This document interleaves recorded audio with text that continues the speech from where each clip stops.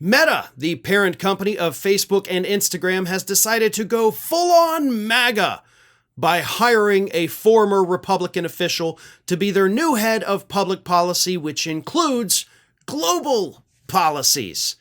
The man happens to be a former White House Deputy Chief of Staff to former Republican President George W. Bush named Joel Kaplan, and Kaplan is replacing former British lawmaker Nick Clegg.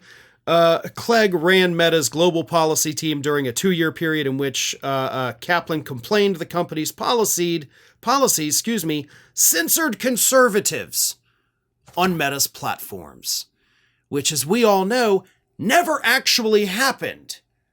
But we now have a person in charge of global public policy for Facebook and Instagram, all of Meta, that believes that the company has been engaging in censorship of conservatives. And rather than saying, wow, you're pretty dumb, please go away, Mark Zuckerberg said, you know what? Let's give you a very cushy job where you can now be in charge to make sure that conservatives are not censored, even though data and reports already showed conservatives are not censored, but those on the left, in fact, actually do have their pages, information, and posts suppressed. There have been multiple independent studies done ever since conservatives started complaining about being shadow banned on Facebook.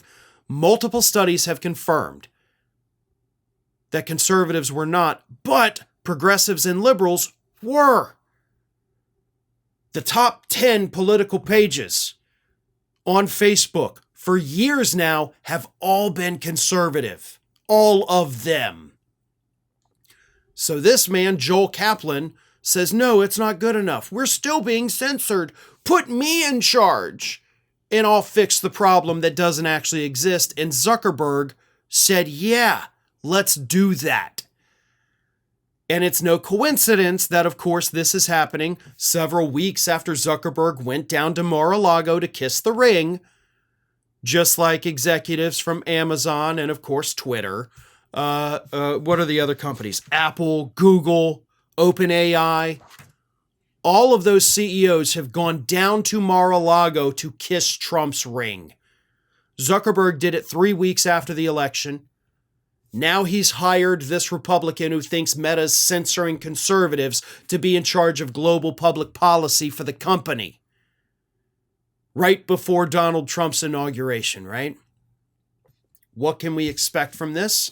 We can likely expect more amplification of conservative voices and more stifling of liberal and progressive voices.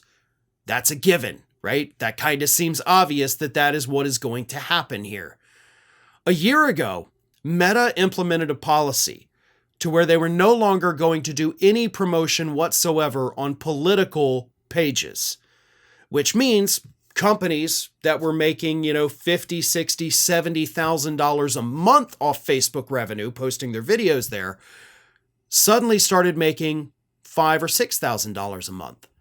And I know I talked to a lot of people in this industry and they were shocked, some of them to the point where they didn't know how they were going to be able to continue after Facebook decided to cut those on the left out of the algorithms.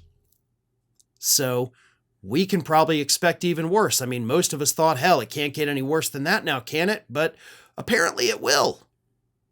That's what we're looking at. And Donald Trump, for his part, loves every minute of this. He loves that these tech bros who conservatives said for so long were after them. Trump even said, everybody wants to be my friend. And they do. But it's not because these people are conservative. It's not because they're liberals. These corporate leaders are political chameleons, if you will. They will be whatever they need to be at any given point to save their own hide. That's what this is. Zuckerberg was never a far-left liberal. He was never a MAGA hat-wearing conservative. Neither is Jeff Bezos. Neither are the people over at Alphabet, the parent company of Google.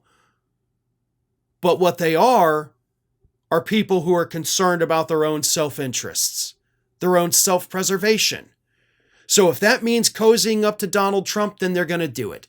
If it means 4 years later cozying up to a Democrat, they're gonna do it. Not because they believe in their policies, but because they're afraid of regulations. That's what this is about. Facebook, Instagram about to go down the toilet, all because Mark Zuckerberg doesn't want to face any regulations or possibly any investigations from the Department of Justice for anti-monopolistic reasons. Thanks for watching today, everybody. And don't forget, if you're not already, please do subscribe to this channel. We have fresh content going up every single day, and I would really hate for you to miss out on that. And speaking of missing out, if you're not following me across all other social media outlets, then get on it. You can follow the links in the description of this video.